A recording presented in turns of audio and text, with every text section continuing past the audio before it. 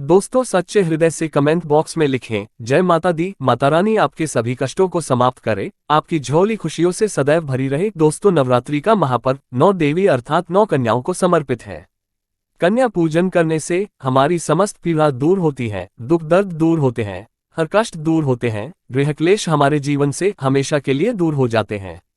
यहाँ तक कि पितृ दोष, राहु दोष, मंगल दोष, कालसर्प दोष, मात्र कन्या पूजन से शनि से पीड़ित व्यक्ति को राहत मिलती है, सुकून मिलता है, घर में खुशियां आती है तथा अकाल मृत्यु घर में कभी नहीं होती। दोस्तों, मैं आपको बता दें, इस बार माता रानी हाथी की सवारी पर पृथ्वी लोक पर आ चुकी है और भक्तों के कष्टों को दूर करेंगे।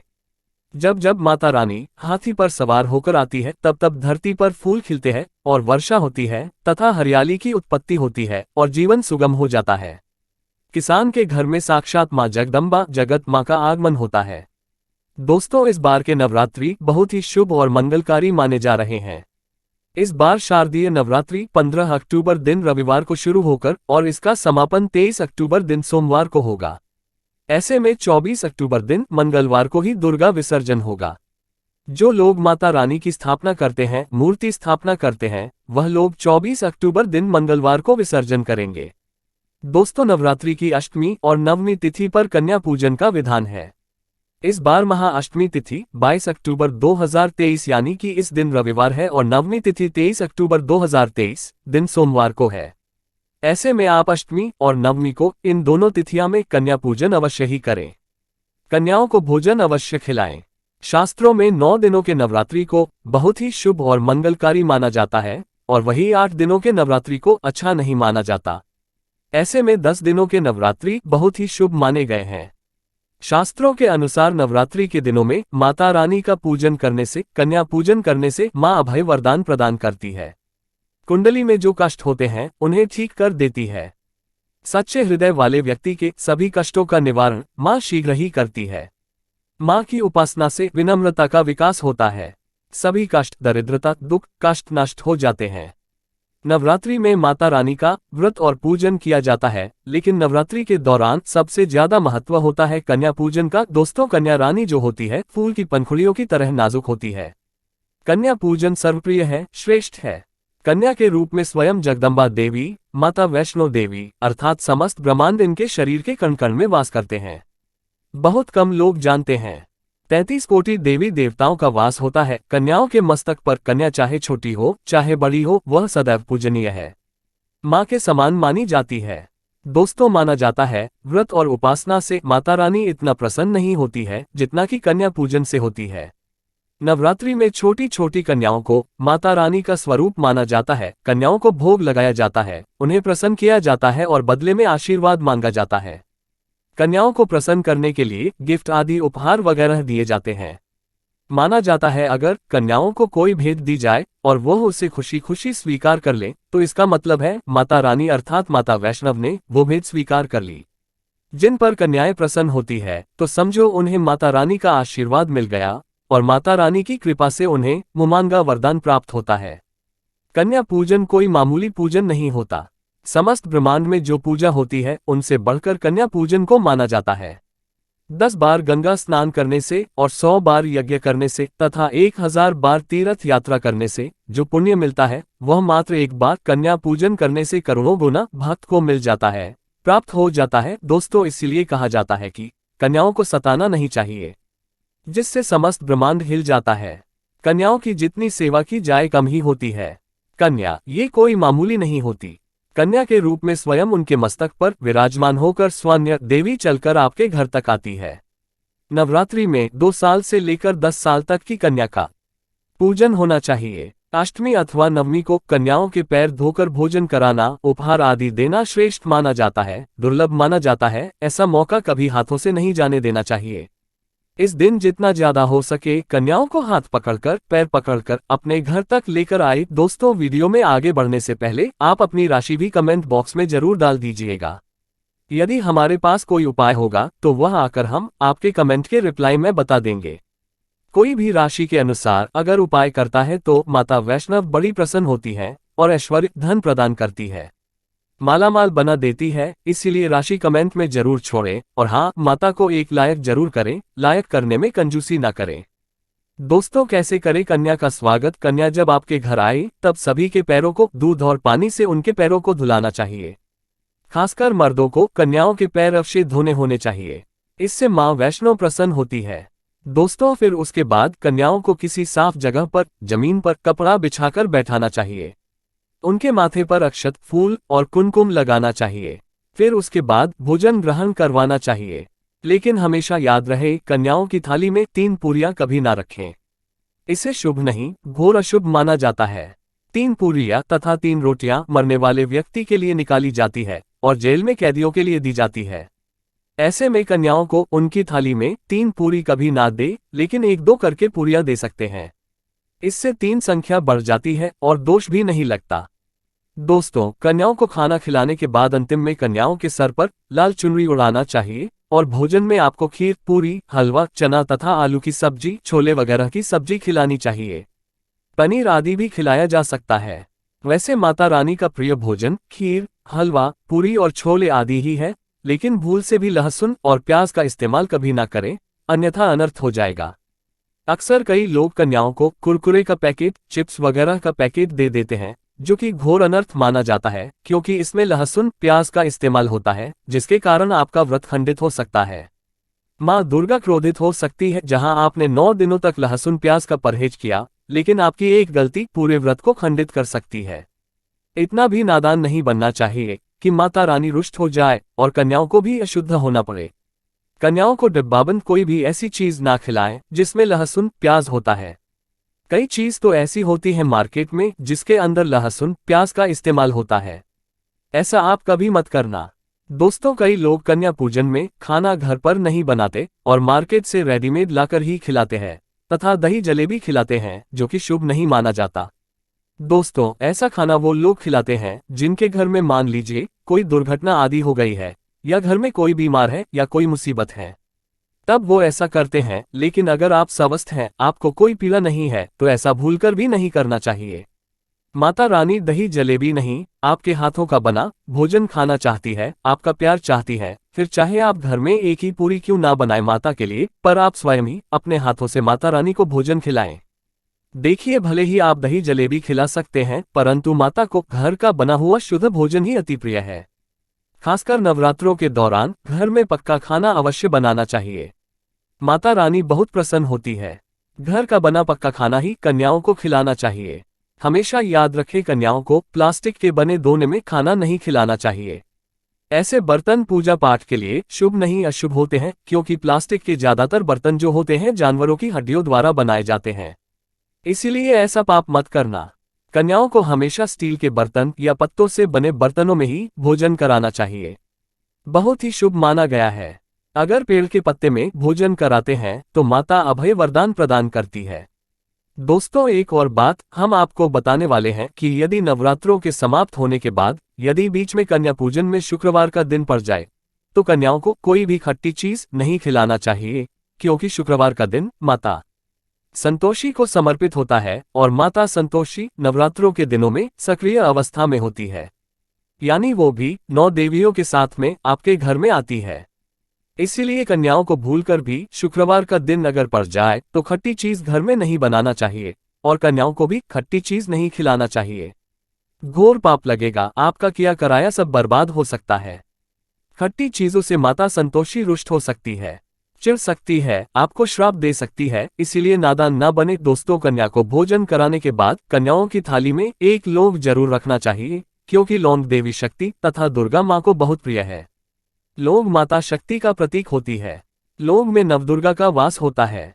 इन 9 दिनों में माता रानी को लौंग का भोग ही लगाया जाता है, तो खाना खाने के बाद कन्याओं को लौंग अवश्य अर्पित करें। माता रानी को अमृत से बढ़कर लौंग प्रिय है, इसीलिए कन्याओं की थाली में चुपचाप एक लौंग जरूर रख दें। आपका भाग्य चमक जाएगा। माता लक्ष्मी आपके जीवन में धन की कोई भी कमी नहीं होने देंगे। दोस्तों, आपको बता दें, कन्याओं को उपहार में क्या दें। कन्याओं को खुश करने के लिए उनकी थाली में दक्षिणा डालें, ताकि आपके घर में संपन्नता बनी रहे तथा धन की कोई भी कमी ना हो। कन्या जब आपके घर से खुशी खुशी धन लेकर जाती है, तो वह भी आपको खुशी खुशी कई गुना आपको धन प्रदान करती है। इस समय कंजूसी मत करना, खुशी खुशी कन्याओं को धन अवश्य देना। कन्याओं को कोई सुंदर गिफ्ट दे सकते हैं। शास्त्रों में बताया जाता है कि कन्या जितना खुश होती है, माता रानी उतना ही जल्द फल की प्राप्ति प्रदान करती है। ऐसे में आप कन्याओं को चॉकलेट बॉक्स दे सकते हैं तथा खूबसूरत कपड़े दे सकते हैं। याद रहे, काले कपड़े ना दे और स्टील के बर्तन भी गिफ्ट के तौर पर दे सकते हैं। याद रहे कि कन्याओं को लोहे का कोई भी सामान नहीं देना चाहिए, नहीं तो राहु केतु का प्रभाव आपके जीवन में प्रवेश कर जाएगा। राहु काल तथा राहु दोष आपको लग जाएगा, आप बर्बाद भी हो सकते हैं। दोस्तों, जब कन्या अपने घर के लिए प्रस्थान करें तो उनके चरण जरूर छू लें और अपने मन में अपनी प्रार्थना को पूरा करें। सच्चे दिल से मांगी हुई मुराद माता रानी अवश्य ही पूरी करती है। सच्चे दिल का मतलब होता है मन में कोई भी लालच ना हो, और अगर वो लालच माता को पाने के लिए बन जाए तो उसे बोलते हैं सच्ची श्रद्धा और सच्ची भक्ति। ऐसी भक्ति के आगे स्वयं 33 कोटि देवी देवता आपको नमस्कार करते हैं। दोस्तों, नवरात्रों के दिनों में अगर मिल जाए आपको ये संकेत, तो समझो माँ दुर्गा आपके घर में आ चुकी है। ये संकेत बताते हैं माँ दुर्गा का आशीर्वाद आपको प्राप्त होने वाला है। तो आइए शुरू करते हैं। दोस्तों, पहला संकेत, जब आप कलश स्थापना करते हैं तो जड़ से निकली हरियाली बहुत ही शुभ मानी गई है। कहा जाता है कि जड़ से निकली हरियाली हमारे भविष्य में होने वाले अच्छे और बुरे होने का संकेत देती है। ये सभी बातें हमारे आने वाले साल का भविष्य बताती हैं। यदि आपने जौ बोए हैं और वह किसी कारणवश नहीं हो पाए हैं तो ये संकेत बड़ा ही मनहूस माना गया है। कहा जाता है कि नवरात्रों में जौ अगर सूख जाते हैं या बढ़ते नहीं हैं तो आपको समझ लेना चाहिए कि ये साल आपका खराब होने वाला है तथा घर में कोई बीमारी आने वाली है, या दिन दुगनी रात चौगुनी आपकी आमदनी कम होने वाली है या घटने वाली है। दोस्तों, ये धन हानि का संकेत माना गया है, क्योंकि आपने कोई ना कोई गलती ऐसी कर दी होगी जिसके कारण माता रानी नाराज हो गई है। इसीलिए माता से आप क्षमा अवश्य मांग ले। माँ अपने भक्तों को अवश्य माफ करती है। एक माँ ही होती है जो अपने बेटे को, अपने लाल को हर गलती पर माफ करती है। लेकिन ऐसा बेटा किस काम का जो माँ से माफी ना मांगे। इसीलिए माता रानी से अपनी गलती की माफी अवश्य मांग ले। माँ वैष्णो अपने भक्तों को कभी निराश ही नहीं करती, बल्कि उन्हें धन धान्य से और खुशियों से परिपूर्ण बना देती है। और दोस्तों, यदि जौ हरे भरे हो जाते हैं तो ये शुभ संकेत होता है। इससे आने वाले समय में आपको बहुत ज्यादा ही धन लाभ होगा। माना जाता है कि 1 रुपया का सिक्का या चांदी का कोई भी सिक्का जड़ के बीचों बीच में अगर मिट्टी में दबा दिया जाए तो घर में सुख समृद्धि आती है। माता लक्ष्मी दौड़ी दौड़ी चली आती है। जौ के अंदर हमेशा 1 रुपया का सिक्का अवश्य डालना चाहिए। जड़ को खाली नहीं रखना चाहिए, उसमें धन वगैरह अवश्य डालना चाहिए। इससे माता का आशीर्वाद सदैव परिवार पर बना रहता है और जीवन में कोई भी संकट नहीं आता। खाली जौ मतलब धन भी खाली, खुशियां भी खाली ही मिलेंगी। दोस्तों, नंबर 2, यदि आपकी नींद नवरात्रों के दौरान सुबह 4 बजे के आसपास खुलती है तो इसे बड़ा ही शुभ संकेत माना जाता है, क्योंकि यह समय ब्रह्म मुहूर्त कहलाता है। इस समय देवी शक्ति अपने सच्चे भक्तों को ही जगाती है। इस समय उठाना मतलब माता की कृपा प्राप्त करने के बराबर माना गया है। ये संकेत बताते हैं कि माता की सच्ची भक्ति का प्रभाव आपके ऊपर हो चुका है और माता रानी आपको जल्दी ही कोई खुशखबरी देने वाली है। माँ आपकी सच्ची भक्ति से बहुत खुश है। दोस्तों, नंबर 3, यदि नवरात्रि में आपका मन प्रसन्न होने लगे, पूजा पाठ में आपका मन लगने लगे। पूजा करते समय मन का शांत होना ये दर्शाता है कि आप पर बहुत जल्द माँ की कृपा प्राप्त होने वाली है। माता रानी आपकी भक्ति से बहुत खुश हैं। आपकी भक्ति माता रानी को आनंद दे रही है। ऐसे व्यक्ति को समझ जाना चाहिए कि उसके जीवन में अब अच्छा समय आने वाला है। दोस्तों, नंबर 4, नवरात्रों के दौरान अगर माँ के गले से फूल गिर जाए तथा जौ के हरे भरे पत्ते अगर बिन हवा के हिल जाए तो इसे अति उत्तम माना गया है। ये संकेत बताता है कि माता रानी का आगमन आपके घर में अस्थायी रूप से हो चुका है। आपको माता लक्ष्मी की कृपा प्राप्त होने वाली है। ये संकेत कुछ खास लोगों को ही दिखाई देते हैं। माना जाता है कि पूजा करते समय अगर धुआं अधिक बढ़ जाए तो इससे ये पता चलता है कि आपके घर से गरीबी हमेशा हमेशा के लिए जाने वाली है। भूत प्रेत आत्मा जो है अब आपके घर से हमेशा के लिए जाने वाले हैं। पूजा करते समय धुएं का अधिक होना बहुत ही शुभ और मंगलकारी माना गया है। ये संकेत भविष्य में अच्छे परिणाम को दर्शाते हैं। दोस्तों, नंबर 5, द्वार पर गाय का आना। वेदों में बताया जाता है कि नवरात्रि के दौरान गाय माता का घर में आना बड़ा ही शुभ संकेत माना गया है। नवरात्रि में द्वार पर गाय का आना अत्यंत शुभ है। यदि आपके भी द्वार पर गाय आती है तो गाय के माथे पर कुमकुम लगाना न भूलें तथा गाय को रोटी जरूर खिलाएं। इससे माँ दुर्गा अत्यंत प्रसन्न होंगी और आपकी झोली खुशियों से भर देंगी। द्वार पर गाय का बार बार आना भी जीवन में आने वाले अच्छे संकेतों की ओर इशारा करता है। दोस्तों नंबर 6, सपने में शेर का दिखाई देना। अगर आपके सपनों में माँ दुर्गा दिखाई देती है, अर्थात कोई भी देवी अगर आपके सपनों में दिखाई देती है, तो बड़ा ही शुभ माना गया है। नवरात्रों के पावन अवसर पर माता के दर्शन किसी खास भक्तों को ही होते हैं। ये सपने कभी किसी को शेयर मत करना। यदि माता की सवारी तथा शेर रात्रि में सपने में बार बार दिखाई देता है तो माँ दुर्गा आपसे प्रसन्न है। ये संकेत बताते हैं कि जल्द ही आपकी कोई मनोकामना अवश्य पूर्ण होगी और आपके शत्रुओं का नाश हो जाएगा। शत्रु आपके नाम से ही थर थर कांपने लगेगा। माँ दुर्गा का वाहन शेर है, इसीलिए नवरात्रि में शेर का दिखाई देना अत्यंत शुभ संकेत होता है। दोस्तों नंबर 7, यदि कोई छोटी कन्या आपको सुबह सुबह लाल वस्त्र धारण किए हुए दिखाई देती है तो आपने साक्षात माँ दुर्गा के दर्शन किए हैं। यदि नवरात्रों में सबसे पहले आपके घर में कन्याओं का आगमन हो जाए तो समझो आपको दुनिया की कोई भी शक्ति, ब्रह्मांड की कोई भी शक्ति आपको करोड़पति होने से नहीं रोक सकती। आपके जीवन में, आपके घर में माता लक्ष्मी का आगमन होने वाला है। आप दिन दुगनी रात चौगुनी तरक्की करेंगे। अब आप खुशियां मनाइए और मिठाइयां बांटें। ऐसे में कन्याओं को भरपूर तरीके से खुश रखें और उनका आगमन दूध से चरण धुलाकर करें। कोई भी कंजूसी न करें। दोस्तों माता रानी आपको ये संकेत दे रही है कि अब आपका बुरा समय समाप्त हो चुका है। अब जीवन में सुख समृद्धि के द्वार खुल जाएंगे। दोस्तों नंबर 8, घर पर उल्लू का आना। यदि माँ लक्ष्मी का वाहन उल्लू नवरात्रि में आपके घर पर आकर बैठ जाए तो ये भी शुभ संकेत है। इसका अर्थ है कि माँ लक्ष्मी का आपके घर में प्रवेश हो चुका है और आपकी आर्थिक स्थिति और मजबूत होगी। लेकिन याद रहे, उल्लू नवरात्रि और दीपावली पर आना ही शुभ माना जाता है। दोस्तों नंबर 9, यदि ब्रह्म मुहूर्त के समय यानी सुबह के 4 बजे के आसपास घंटियों की आवाज सुनाई दी जाए या शंख की आवाज सुनाई दे जाए तथा कोई भजन सुनाई दे जाए तो बड़ा ही शुभ संकेत माना गया है। इससे ये पता चलता है कि माता रानी आपकी भक्ति से बहुत प्रसन्न है और आपके जीवन में सभी नकारात्मकता का नाश होने वाला है तथा माता लक्ष्मी की कृपा आपको प्राप्त होने वाली है। दोस्तों नवरात्रों के दौरान घर में काली चींटियों का दिखाना, लंबी लंबी लाइन बनाकर मुंह में खाना ले जाते हुए चींटियों को देखना अच्छा संकेत माना गया है। और यदि मंदिर में पूजा करते समय कोई छिपकली आदि दिखाई दे जाए या मंदिर के स्थान की ओर छिपकली चली जाए तो बड़ा ही शुभ संकेत माना गया है। इससे ये पता चलता है कि आपको माता लक्ष्मी की कृपा प्राप्त होने वाली है। माँ का आशीर्वाद आपको मिलने वाला है। नवरात्रों के दौरान मंदिर में छिपकली का दिखना बहुत ही शुभ संकेत माना गया है। आपकी भक्ति का फल आपको शीघ्र ही मिलने वाला है, क्योंकि छिपकली को माता लक्ष्मी का प्रतीक माना गया है। किसी शुभ अवसर पर छिपकली का दिखना मंगलकारी माना गया है और नवरात्रि में छिपकली का मंदिर में दिखना साक्षात देवी लक्ष्मी का स्वरूप माना गया है।